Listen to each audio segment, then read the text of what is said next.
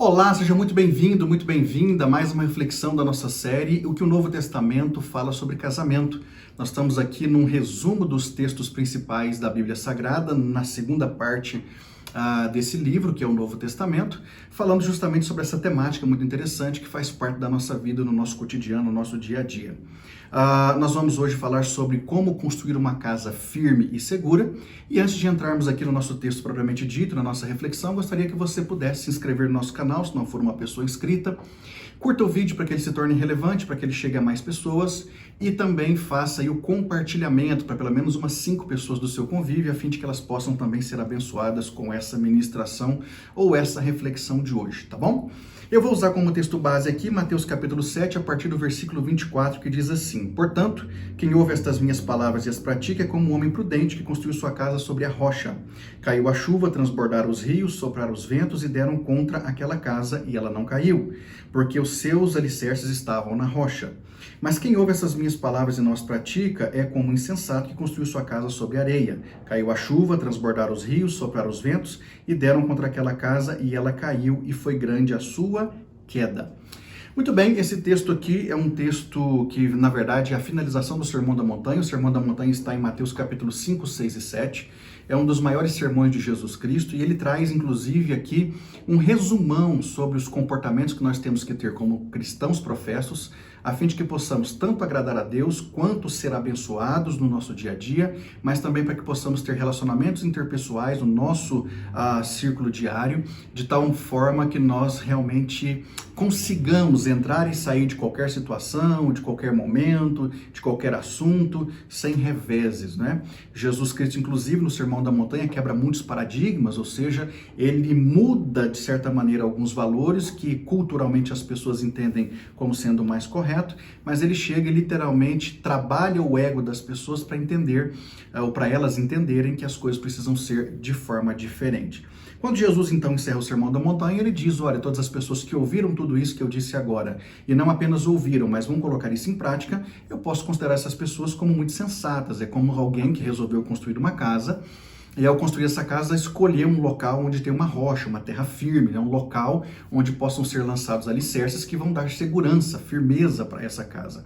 Agora, as pessoas que apenas ouvem, não colocam essas coisas em prática, elas são consideradas como pessoas insensatas, porque na verdade é como se elas estivessem construindo uma casa na areia.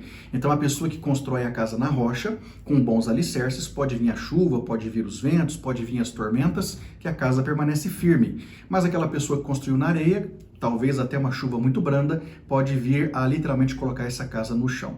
Trazendo isso para o contexto do nosso relacionamento matrimonial, nós precisamos começar a ponderar a respeito de como construir uma casa firme e segura, não é?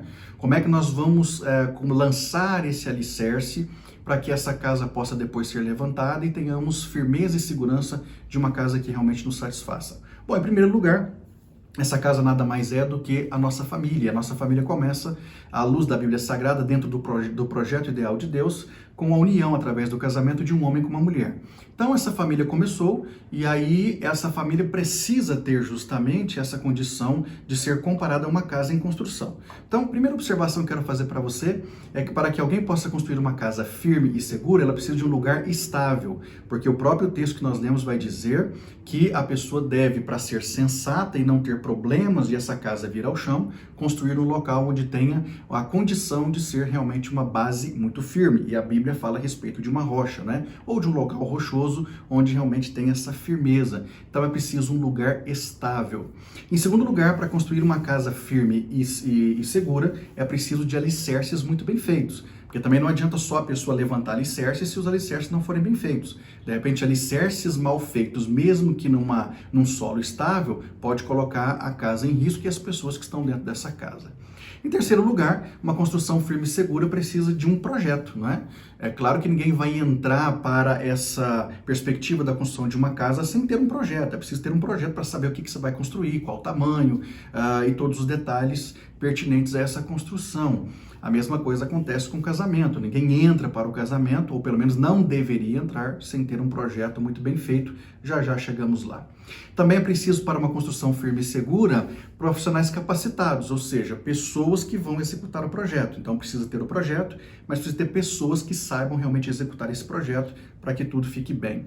Também uma construção firme e segura precisa de materiais de qualidade, né? Quanto mais qualidade você coloca na sua casa, mais durabilidade você tem. Quando você coloca materiais de segunda, terceira, quarta categoria, você corre um risco dessa casa deteriorar com mais rapidez e, evidentemente, mais uma vez, repito, colocar em segurança as pessoas que estão dentro dela. Depois, também, uma construção firme e segura precisa de obedecer às regras de construção civil, até porque existem regras para isso. Ninguém sai construindo uma casa sem conhecer as regras básicas, até porque, se não conhecer, com certeza vai colocar tudo a perder. Imagine, por exemplo, uma pessoa leiga que não conhece absolutamente nada de construção e vai construir um predinho. Vamos colocar um predinho de 2, 3 andares. Ela vai colocar isso com certeza abaixo logo logo, porque ela não tem o conhecimento devido a respeito dessas regras de construção civil. Então, se nós não observarmos tudo isso, lugar estável, alicerces firmes, um bom projeto, profissionais com capacidade, materiais de qualidade e a observação das regras de construção civil, essa casa pode ruir e vir literalmente ao chão. E aí eu faço algumas perguntas. Primeiro, quais são os princípios e crenças onde nós estamos fundamentando a nossa casa? Ou seja, se o lugar tem que ser estável, quais são os princípios e crenças que você está usando para fundamentar a construção da sua família, a começar do relacionamento marido e mulher? Isso tem que ser muito bem ponderado, porque princípios e crenças são situações que vão perdurar normalmente por toda a nossa vida, a não ser que em algum momento nós façamos alguma alteração para melhor. Caso contrário, é aquilo que vai perdurar por toda a nossa vida. Que tipo de princípio e que tipo de crença você está colocando como base fundamental para a construção da sua casa? Segunda pergunta, quais são os tipos de valores que você tem inculcado nos membros da sua família? Ou seja, na medida em que você vai construindo esses alicerces, quais são os valores que você vai colocando a cada momento, a cada instante? É como se você estivesse colocando os tijolos, né? Quais são os valores que você está inculcando nos membros da sua família, a fim de que realmente vocês possam ser uma casa muito bem construída, que traga satisfação, principalmente proteção para todo mundo, segurança para todo mundo. Terceira pergunta, você nessa construção da sua casa com relação a valores, você tem lembrado que quanto mais você coloca Deus e a Bíblia Sagrada na frente ou à frente de todas as situações, mais você tem condição de acertar nas suas decisões, ou você simplesmente considera isso de só menos valor? Uma outra pergunta, você tem se capacitado e se esmerado ao longo do tempo para conhecer o necessário de como construir uma casa cada vez mais firme, cada vez mais segura? Ou seja, você tem se esmerado em estudar sobre casamento, sobre família, ler bons livros, participar de cursos, participar de workshops, de seminários e outras situações pertinentes que podem gerar em você mais conhecimento, portanto vai te gerar mais condição de fazer com que essa casa seja mais firme, ou você é o tipo de pessoa que bate no peito dizendo já sei tudo e não preciso da ajuda de ninguém?